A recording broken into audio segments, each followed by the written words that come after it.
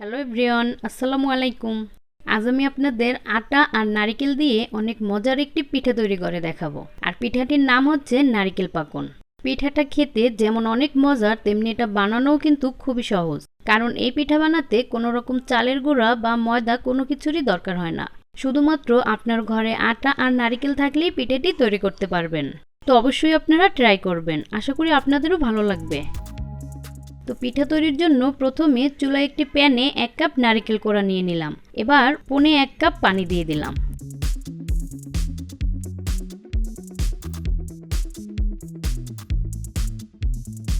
তো ফুটে ওঠার পরে এর ভিতরে হাফ চা চামচ লবণ দিয়ে দিলাম। এবার আটা দিয়ে দিলাম 1.5 কাপ। তো চুলার আঁচটা একদম কমিয়ে সুন্দরভাবে মিশিয়ে কাই তৈরি করে নিতে হবে।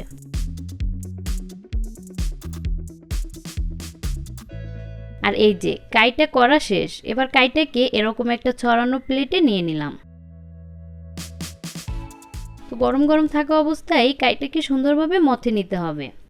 আর এই কাইটা কিন্তু একটু শক্ত শক্ত টাইপের হবে। কাইটা বেশি নরম থাকলে পিঠাগুলো সুন্দর হবে না। যদি এরকম মথার সময় একটু নরম মনে হয়, তাহলে এই পর্যায়ে আর একটু আটা মিশিয়ে অ্যাডজাস্ট করে নিতে হবে। আর এই যে কাইটা মথে নেওয়া হয়ে গেছে। এবার এটাকে আমি দুটো ভাগ করে নিলাম।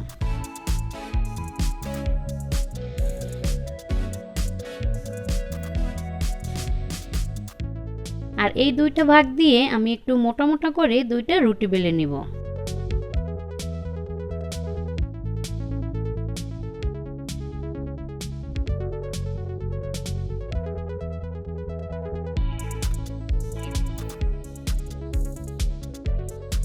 আর এই যে দেখুন রুটিটা, এটা এরকম একটু মোটা করে বেলে নিতে হবে।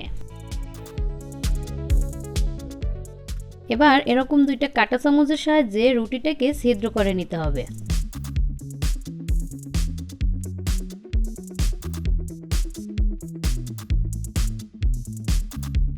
আর একটা পাশ ছিদ্র করা হয়ে গেলে এটাকে উল্টিয়ে অপর পাশটাও ছিদ্র করে দিতে হবে।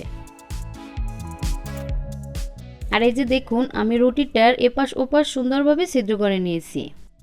এবার আমি কেটে নেব।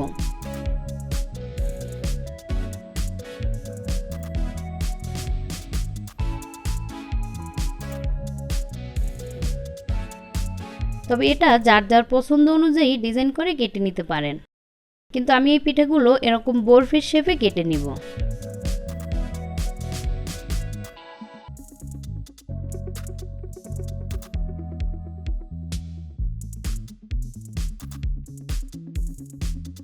তো আমি একটা রুটি এরকম কেটে নেওয়ার পরে অন্য রুটিটাও এভাবে কেটে নিলাম।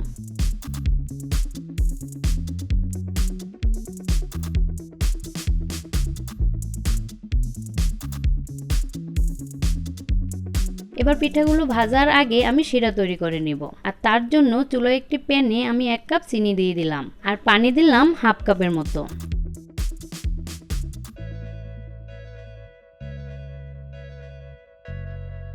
শিরাটা বেশি ঘন করা যাবে না। চিনিটা গলে সুন্দরভাবে ফুটে উঠলেই নামিয়ে নিতে হবে। আর এই যে শিরাটা হয়ে গেছে, এবার এটাকে নামিয়ে একটা সাইডে রেখে দেব। আর এবার আমি এই পিঠাগুলোকে ভেজে নিব। তো চুলায় একটি প্যানে তেল বসিয়ে দিয়েছি আর তেলটা গরম হওয়ার পর পিঠাগুলো দিয়ে দিলাম।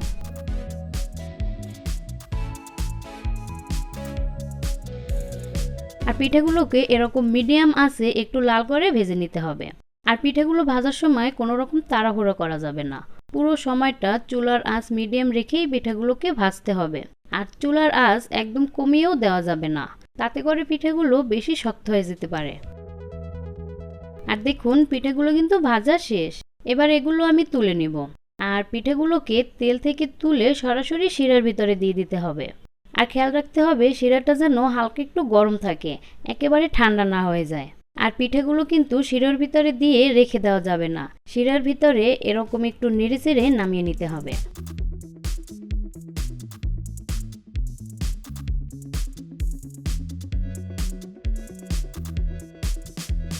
আর এই যে তৈরি হয়ে গেল মজাদার নারিকেল পাকন পিঠা। আর আমার খাওয়া যত পিঠা তার ভিতরে বেস্ট একটি পিঠা হচ্ছে এই নারিকেল পাকন পিঠা। চাইলে আপনারাও ট্রাই করতে পারেন।